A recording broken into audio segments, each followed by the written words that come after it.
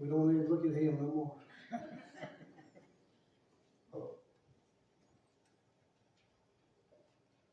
All right.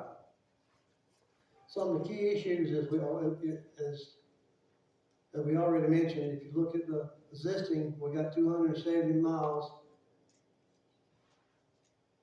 of road. I can't say rural. I cannot say it.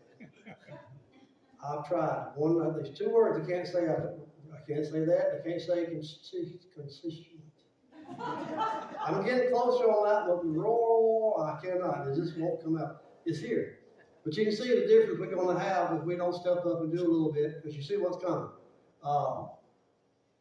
Uncontrolled growth. And you can read this like I can. Our roads, our open space, green space, our schools, our safety, all that's affected.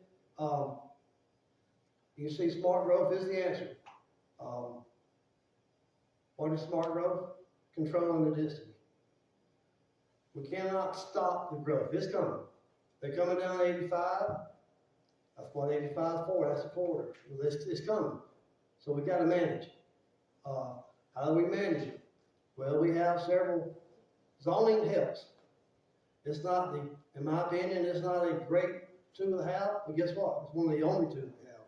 We don't really have a choice. Zoning controls the density. We got the comprehension plan. Last book. If I asked you what's the last book you read, I'm sure you could tell me my last book was the comprehension plan. That's the last book I read. The state on the 1994, they gave us the ability to have a comp plan. Our zoning is supposed to match our comp plan by state law. Our LDRs by county ordinance are supposed to match the comp plan. You see the circle? So everything works together. It doesn't. So we're having a misconnect there. That's one of the problems we have. So the comp plan is getting a 5-year review. So and our planning commission has looked at it, the staff has looked at it, came back to the planning commission, they sent it back. I think they had 24 issues with it. Then we got it down to 12, trying to get the planning commission, the comp plan and our LDRs to give us some strength so we can help with the density. You can look on Facebook about any day and get on the population, and you'll see South Carolina is one of the number ones in the nation. And I saw Idaho was like second or third. I'm thinking, why Idaho? I saw that a couple of times. The future land management, the zoning classifications. If you don't have zoning, there's nothing. If you got a piece of property that's not zoned, as a councilman, I can't do anything about you. You're going to have to get a lawyer. So being zoned gives you a little bit. It gives you a little bit of ability to fight against the developers. If you've heard the news here lately, we've had one in Owens Glen that we sent back to the planning commission be reconsidered. Well, we're going to get sued, and we'll lose the suit. But the whole idea, again, is the density. If we can go back with the developer and change the density, I think we wanted 288 houses on 113 acres. That's pretty dense. If we can get that, shave that down to 150, we're going to start at 120, which means 120 acres. I think 120 acres, like RR1, one house per acre. Green space. Let's go to the next one. Got ahead of myself. Let's see where I am. Green space. Greenville County has a low count of canopy, tree canopy. And one of the reasons, if you go up 418, you see the development they're doing. They cut it off. It's gone completely, you see dirt. There's several options that we're looking at. I've been in meetings since September, clusters, which would help open space, which what a cluster does, we have conventional subdivisions. Build a road, here's the house, build another road, here's the house. that's conventional, and you can get all the zoning, let's use R6. R6, you can get a 6,000 square foot lot. And you can do, you do the math, 6,000 into, if you do a 100 acre lot, 100 acre, if you got 100 acres, and you R6, 6,000, that's 7.2 houses an acre. We're not gonna see that here. But what you wanna see is that in the suburban edge, where we have sewer, where we have infrastructure, where we have water. I don't know how many, I'm on water, I'm on a well and sewer. So, we can't do that here. So, the cluster ordinance, if they ever get it written, will get the growth where it should be. If you look at the little pockets of RS in downtown Greenville, in the outskirts of these 50, 60, 70, 80 of them, 9, 10 acre lots. Well, if you go in there and put a cluster in,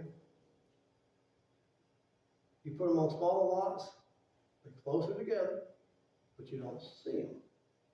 You don't know they're there, and they're in there where everything is.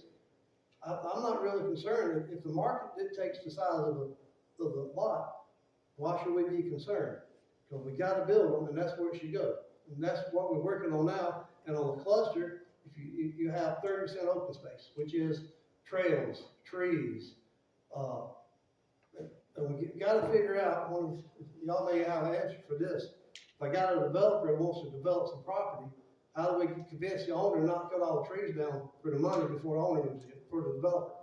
So that's one of the snags we run into. Getting teeth into our comp plan.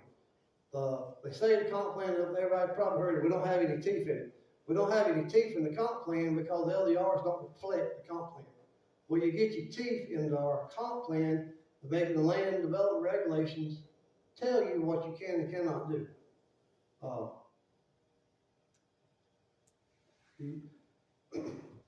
It's so bad that on the cluster, I've been sitting in a meeting since October, at least twice a month. And we just right back where we started from. Nothing's easy. We have, and we do have, I think the last plan we done with the Piedmont area plan, I think we have 12 area plans, and they receive the comp plan, but that's in smaller areas. Zoning is still by far our best protection. What else I got? Let's see. One of the things that we have done for our district, 1.5 acres. If you build a subdivision that has more than 10 houses, you're going to have 1.5 acres if you don't have sewer. Without zoning, that's all we have in here. So if somebody wants to build a subdivision and down here without water, without sewer, they got to have 1.5 acres.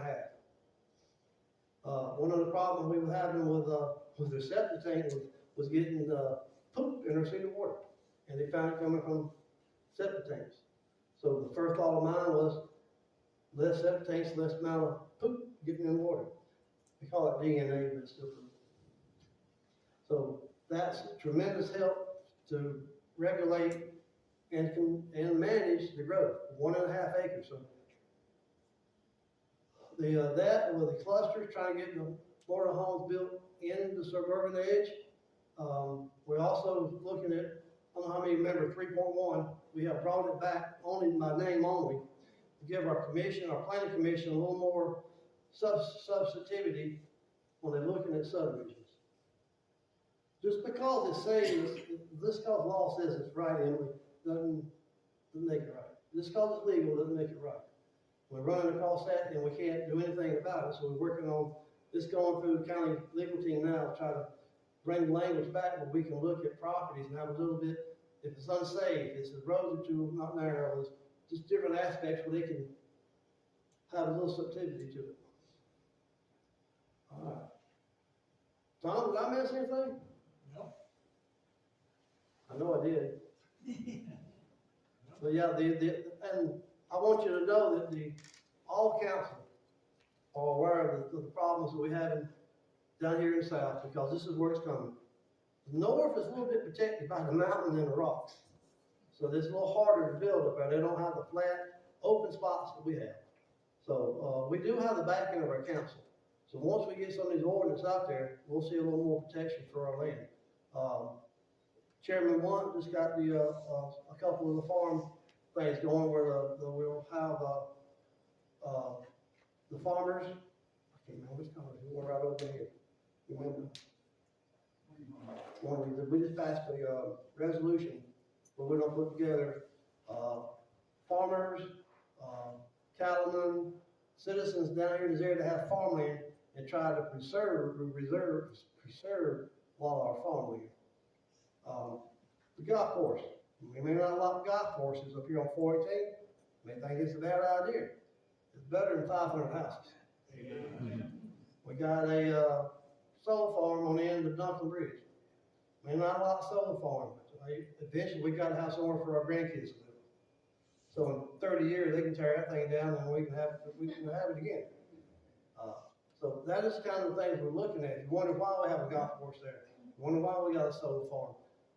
Those are some of the reasons. Not that the county done it, but when it came to us, we were able to push forward and keep having, I can't imagine 288 houses right there on that corner, could you imagine?